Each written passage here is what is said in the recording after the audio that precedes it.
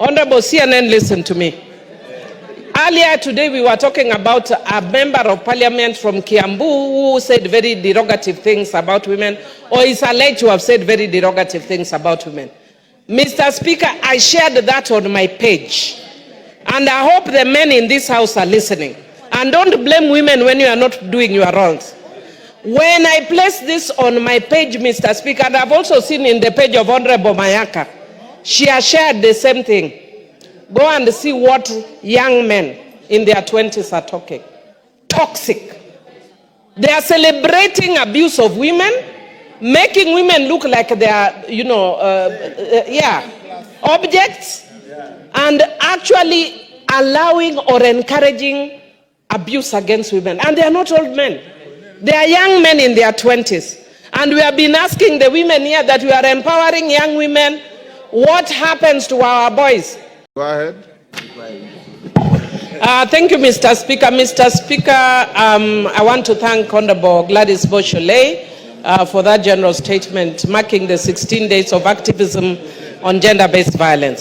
For those who do not know why we mark the 16 days, there are two incidences that inspired this. One was the killing of the Mirabal sisters by the Trujillo dictatorship, Mr. Speaker. Because of politics. They were basically women who wanted a different governance, and they were shot and killed by the Trujillo dictatorship in the Dominican Republic. Mr. Speaker, the other one involved a case in Canada where a young man walked into an engineering class and shot dead women because they were undertaking engineering, which he considered a male subject. And Mr. Speaker, those may be in the extreme, but what we are experiencing is different forms of violence against women. And of course, when we are marking gender-based violence, it's not just about women, but it is both men and women, except that we realize and acknowledge that women are disproportionately affected. Whenever we raise these issues, people normally ask us, why do we keep talking about women? Even my deputy here has just challenged me and said, Millie, this week we are all talking about gender.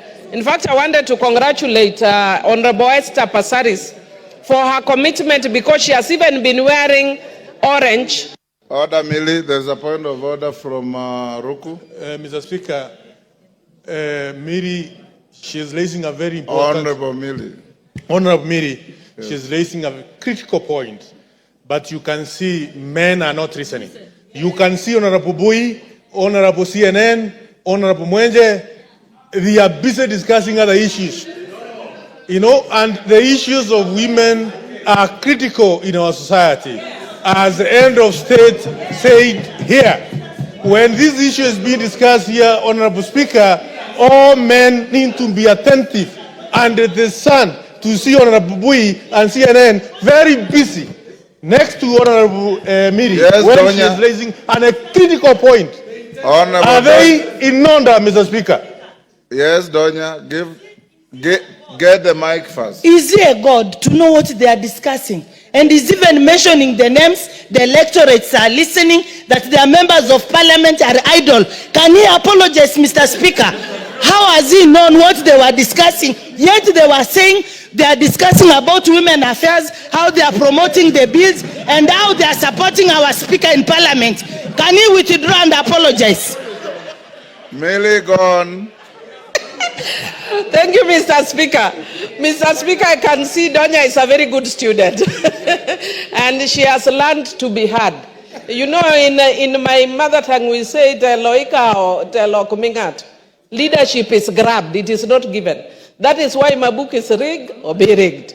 Because if you don't rig, you are going to be rigged. But that having said that, Mr. Speaker, I just wanted to pick on what Honorable Ruku has said, and I'm glad that he has brought attention to the male members.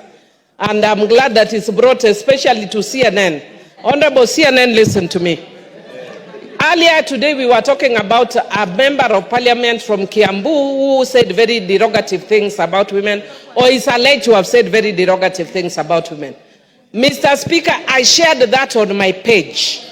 And I hope the men in this house are listening. And don't blame women when you are not doing your roles. When I placed this on my page, Mr. Speaker, and I've also seen in the page of Honorable Mayaka, she has shared the same thing. Go and see what young men in their 20s are talking.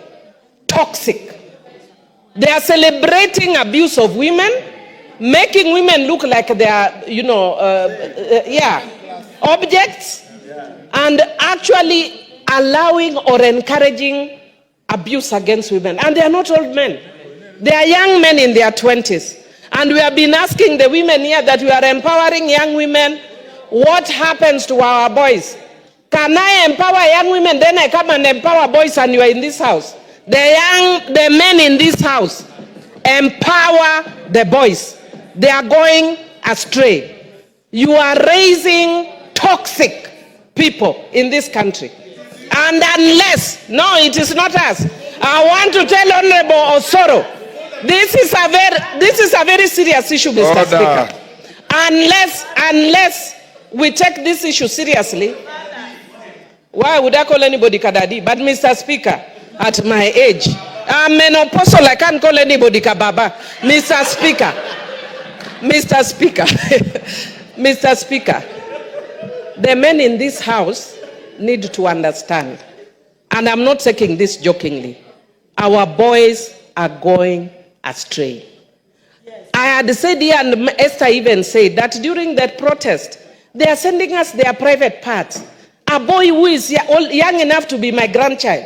What do I do? No. But us, at least the girls, we are mentoring them. You mentor the boys. Our boys are going off.